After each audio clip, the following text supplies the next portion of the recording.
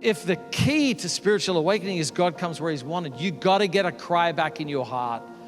God, I want you in my heart. I want a fresh encounter with your presence. I want to know you.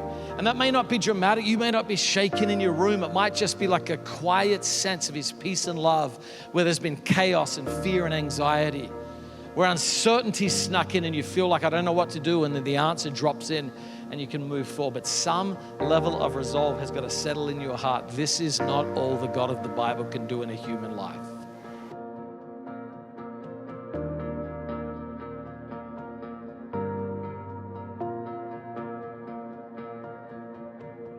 You got to call on the God who's moved in other generations.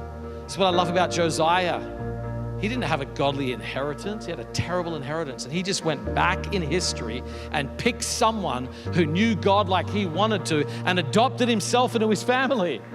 He's like, I'm calling on the God of my father David. He's like, he's not your father. And you're like, you don't know how I'm doing fatherhood right now. And so just going back in history and reading these accounts and saying, God, if you could do it in their life, do it in my life. I'm calling on the God of my ancestors who saw the fruit I want. My prayer is that you get that cry back in your heart. God, I want you in my heart.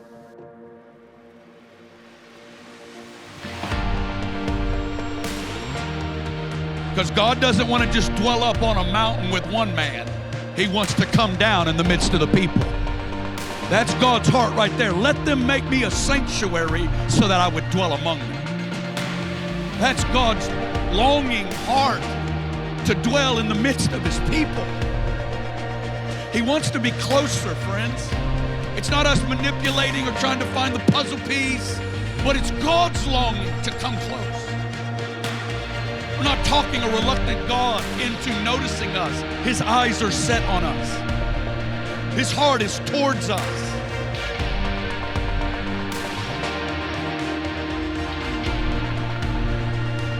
Lord Jesus, here we are. Here we are, God, and we're saying we're hungry, but we want to hunger more. Here we are, Lord, and you've already begun the story. You're the author and you are the finisher of our faith. There is nothing too great for you, God. Come, because we want you.